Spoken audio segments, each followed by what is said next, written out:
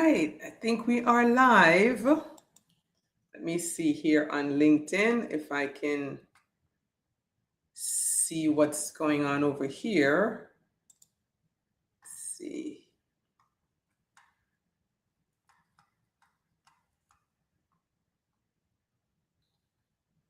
Let's see if you are on and you can see us on LinkedIn or on I think it's YouTube.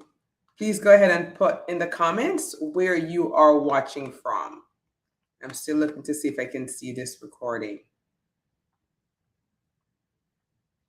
happening now. Let's see.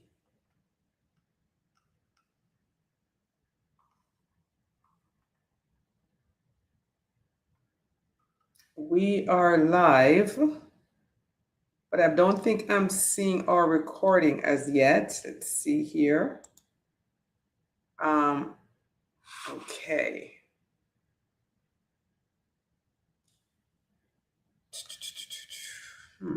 Happening now.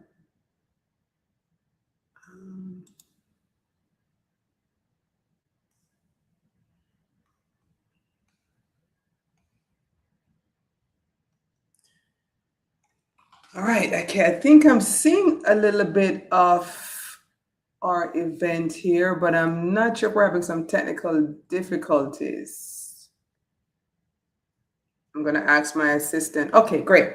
All right, I think I'm live now. All right, so if you are able to see this video, if you're watching live, please put your city that you're watching from in the comments so that I can tell that you're here. I wanted to give you a shout out. All right, let's see here. I'm going to give a few minutes before we kick it off. All right, Lake Worth, Florida. Hi, welcome, welcome, welcome. See, let me just see here. We can't always control technology, so I am just trying to see. All right, there we go. There we go. All right. Okay, so all right, I'm going to give it a couple more seconds for anyone who's going to be joining us to log in and to let us know that you're here. Let us know if you're here, if you're watching us. We'll give you another minute or so. Today we're talking about the legacy of leadership. What growth are you leaving behind? And this particular message really is for both mid-level leaders all the way to upper-level leaders, because if someone's following you on your team, then you are definitely leading. Even if you don't have an elevated title, even if you don't have a title of leadership, you are leading if you are responsible for other people in your organization. So we want to know, what growth are you leaving behind? And we'll give this another minute or so. If you are watching and it's after 12:30 p.m. Eastern, you're going to be team replay, okay? Because we are trying to honor the time, and this kicks off at 12, so you'll be team replay. All right, we'll give you one more minute, and then we're going to get started. The legacy of leadership. What growth are you leaving behind? That is today's conversation. You know, I've coached CEOs and emerging leaders and ministry leaders, church leaders, pretty much leaders of every stripe over the years. And the important question is not so much what they have accomplished. I mean, that's important, but I think even more important and more sustaining, I think, is what legacy have they left behind, right? Who did they develop? Who is going to be talking about them long after they've left, their employment, right? So the greatest legacy for leaders, not so much the business that they have built. That's great, but it's the people they have built.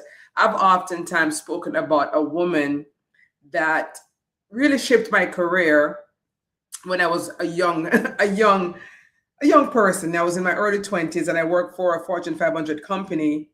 And I had a supervisor. Her name was Julie. And I wish I could find her, but that was almost 40 years ago. And I remember just the things she's spoken to my life, right? The tools and that she gave me as a 21-year-old individual who she took an interest in, right? And just the things that she said to me then, the way how she advised me how to show up at work has really altered my trajectory. I mean, you're talking like 40 years later, and I still remember this woman. I call the tips that she gave me jewels. And she told me how to dress. She told me how to prepare for my performance review. She told me how to climb up the corporate ladder. I mean, she really took an interest in me. And when I may forget, hello everyone, hello everyone. I don't know who that is, but the interest that she took in me was, far more impactful than the fact that I worked for a Fortune 500 company or a Fortune 100 company, and that I had climbed the ladder pretty quickly and gotten a lot of accolades. What I remember wasn't the accolades, wasn't the positions. I remember Julie and her investment. So it's the people that you build, that's the legacy you're leaving behind. And I was reading about the trends that's happening in leadership now, and something I found very interesting, but not surprising, because I have a passion for developing emerging leaders and their leadership bench. My work particularly deals with upper level leadership, where I'm actually hired by usually the CEO or the founder, or someone in a high position. And that's usually where I start. But then pretty soon after, I'm asking, okay, who are the emerging leaders? Because we have to develop them too. And what I'm seeing in the journals and in the trends is that leadership is becoming more decentralized, right? So before, we would look to the CEO to make all the big decisions. And we know a lot of CEOs are boards, so they have to bring stuff to the board. But now, before it even gets to the board level, based on I think AI's influence and how rapidly that's affecting work and who gets hired and who gets fired, and which division do we turn all the way over to AI and which divisions we keep. One of the things that's coming up is decentralization of decisions. So the CEO is now being required, actually, just by just the sheer nature of work now, to bring in that next layer of leadership, the emerging bench, also his COO, to help with these strategic decisions. Now, ultimately, the CEO, he or she will make the final call, but with a lot of heavy input from the emerging leaders and from the bench. So what does that mean for you as a leader or a manager?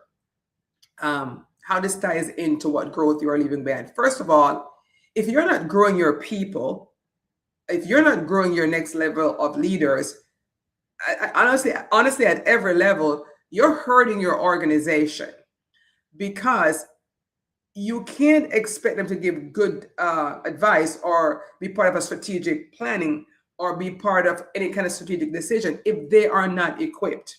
So it's going to require a lot more from the leader and leaders at all levels to change their thinking about, okay, leadership isn't just contained in me and my position. I have to develop, it's almost mandatory to develop the next level of leaders. And let me explain this. Develop is not the same as training. You have training programs. You can send your leaders to a management program or a training class. That's training, and that's expected and required. Developing is a more longer term strategy where you're actually trying to almost replace yourself. You are investing in that next layer of leadership. I like to pause here for a second to see if there are any questions. I'm not quite sure how many people are watching. And even if you're watching on team replay, you can put your questions in the comments later on, and I will come back and circle back and answer. But I'd like to know if there are any questions so far. But leadership is shifting from the hero CEO, to the builder CEO, right? The builder of people. That's the legacy that we're seeing now in the trends, especially in this era of AI. So, when it comes to decision making, right? Remember, I heard this a long time ago when I was running a nonprofit. It's the people who are closest to the problem. They have the better insight, right? The CEO and the upper leaders, they have to make the decisions about finance and maybe, direction and vision. But the real insight comes from the people who are closest to the problem. Okay, we have a question here. What are some practical ways leaders can intentionally help people grow? Some practical ways. First of all, thank you for that question, Alejandra. Some practical ways that you can help your people grow. First mind shift is to change from trainer to investor is a huge difference. Investing requires a lot more patience, and it's a longer term strategy. So some practical ways that you, the leader, can help your people grow is you can invest in coaching. Even if you can't coach them directly, you can invest in them getting coaching from an outside source. Doesn't matter. That's one way. First of all, it's going to signal to your people that you see them beyond a tasker, right? That, I have two amazing clients right now, two amazing CEOs who I work with. But what I find most amazing about these CEOs is the amount of money they're investing in their emerging leaders. It's mind-boggling. And not only that, it's not. They didn't just do this for a month. I'm with some of these clients for 4 years, some for a year, and more. So it goes. It makes me as a coach really double down on my training, because or on my coaching, because I know the investment that this CEO or the leaders are putting into these people. So one of the things you can do is do like what these organizations do: invest in a coach for your people. It signals to your people that my boss, my leader, really sees me as someone that that's gonna stay with the company. That's one way. Second is, even though CEOs are busy, you can find time to provide a little bit of mentorship to the people who you've identified as people who you want to be that emerging leader, that second chair leader. You can find the time to mentor. That woman, Julie, who I spoke about, was my supervisor at this Fortune 100 company. But she took the time. It wasn't months, but she was strategically just come into her office and say, hey, you might want to consider signing up for this thing. You may want to consider signing up for that thing. You may want to consider, working a little later. You may want to consider coming a little earlier. I was 21 and 22 years old. I didn't know much. But boy, I am still operating under the things that she told me. She invested in me. And within 6 months in that organization, I was promoted. Within a year, I was what they call a pace setter, right? The top 5% of this company's team or task force worldwide, but it was because of this woman's mentorship. So that is a way you can intentionally help people grow. So thank you for that question. Thank you, Paula. Paula, if you have any questions, please feel free to put it in the chat, right? So I'll just continue to teach, and then I'll take Alejandra's next question. So one of the things you might want to ask as a leader, right? As you're looking, what's going to be my impact? What's going to be my legacy, right? And legacy, truthfully, is built in the now, but appreciated in the later. So as you're building your legacy, you probably won't hear that that you have a legacy until after, but it's built in the now. So here's the thing: you want to ask yourself questions like, who is better because of me? That woman, Julie, I talked about, I am much better because of her. So, as a leader, even as you're doing some self assessment, who's better because of me? Who's better because of my leadership? These are questions that are very telling. The answers are telling. So, it's a way that you can examine what legacy am I really leaving behind, right? So, who now leads because you believed in them? So, even as you look at your leadership history, right? If you've been in leadership for a while, who have you led who is now leading, either in your organization or somewhere else, because of your direct involvement? These are questions you can ask yourself. Okay, let me see your question, Paula. How do we get top cover to invest in this and see its potential? Any suggestion?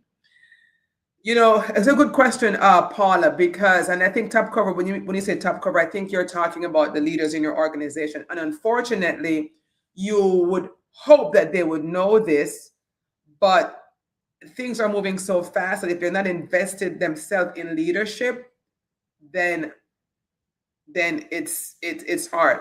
But I think you have to find a way to expose them to even podcasts or lives like this, to the trades, magazines, to the trends. Even, to be honest, if you use AI, you can literally put a prompt into AI to remind you every week or show you every week what are the trends in leadership.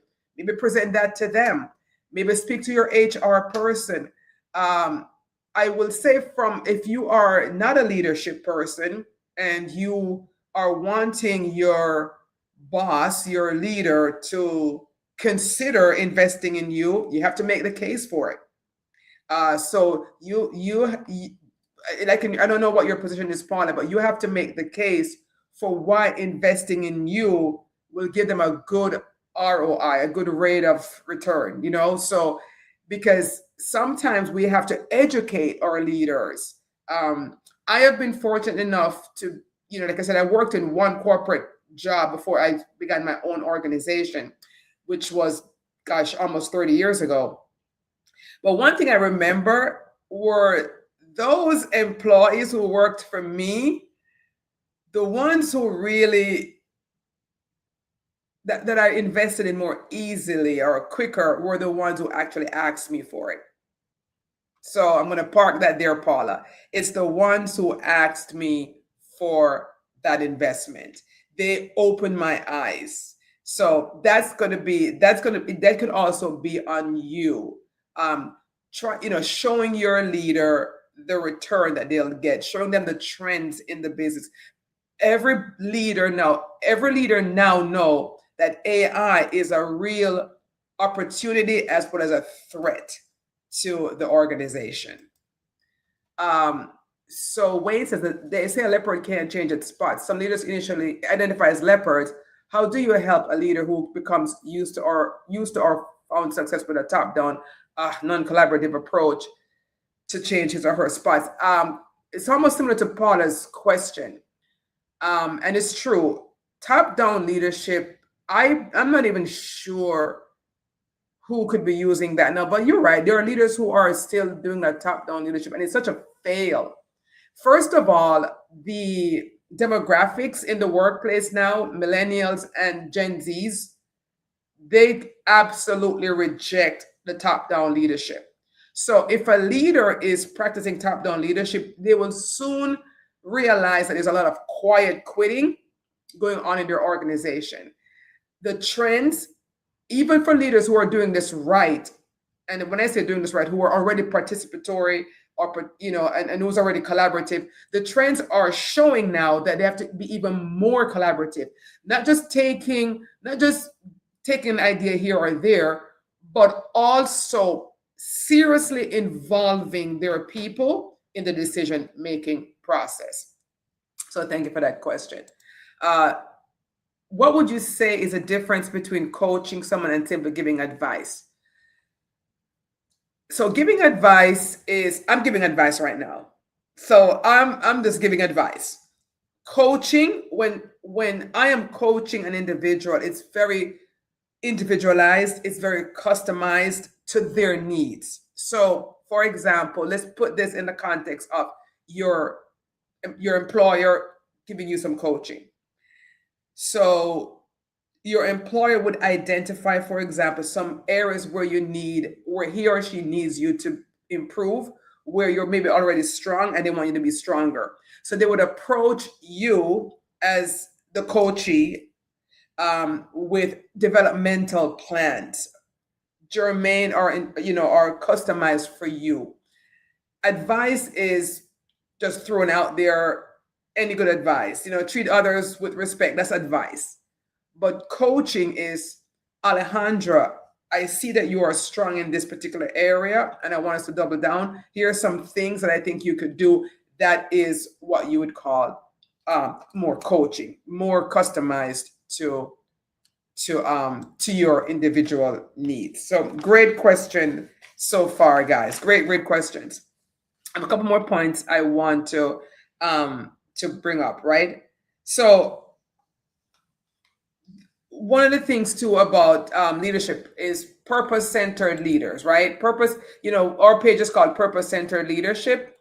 And one of the things one of the difference between just regular leadership and purpose-centered leadership is that purpose-centered leaders look beyond just profits, look beyond building this organizations, look beyond building reputation, so to speak. And purpose-centered leaders look towards building people, okay? Building even the community around them in which they live. It gives your employees, I should say, a reason beyond a paycheck to want to come to work, okay? So one of the things too is, one of the questions that was asked earlier from Paula, and I think from Wayne, is that if your leader is not already attuned to this, how do you change them? First of all, leadership begins with self-leadership. And so one of the things that I try to coach my CEOs is we have to first work on developing ourselves, right, as leaders. And that's a long game. It's a long game. I've been in leadership myself for, gosh, almost 40 years. And I am learning every single week because trends change, things change. So it's a constant development. And we as leaders, we can't give what we do not have, right? We can't pour from an empty cup. So we have to first decide to invest in ourselves. I have also worked with leaders, unfortunately, who don't see the vision of developing the next level of leaders. And we don't usually work together for a long time because for me, I cannot guarantee a company's success if there's not a pipeline of leaders, because anything can happen to the leader, right? And so it's so important that you look at leadership and people development not just as a nice thing to do, but as an essential thing to do, as an essential part of your leadership, development, your company development, your organizational development. Your legacy, like I said, it's being formed now or shaped now. And if you haven't been doing what we're talking about, you can begin today. You can look around in your organization. You could identify, okay, who on my team, even if your team is only 4 people, who on my team has the potential to be bigger than they are showing up right now. So first, identifying that person or persons, and go beyond identifying that person and do one small act toward their development. And like I said, if you don't have the time to do the mentoring or the coaching, what I did when I was a young leader running my law practice before I began coaching my own people, I would identify programs in the community, at local universities that I could send them to. So you could start even with just one individual on your team that you are going to invest in. And the bigger your team, then the more people you have to invest in. I'll take one or two more questions. Let's see, here's another one. Okay. Yes. Yeah. If you liked our conversation today, yes, please feel free to book a consultation with me right there, in the bar right there. And if you're watching later on and you are watching on Team Replay, same thing. And if you're watching on Team Replay, feel free to also leave a question in the chat, and I will certainly, answer. I'll leave you with one challenge, one question. 20 years from now, remember my mentor was almost 40 years ago. It was 40 years ago. So 20 years from now, will people remember your title, or will they remember your impact? I'm still talking about Julie. I don't remember her last name.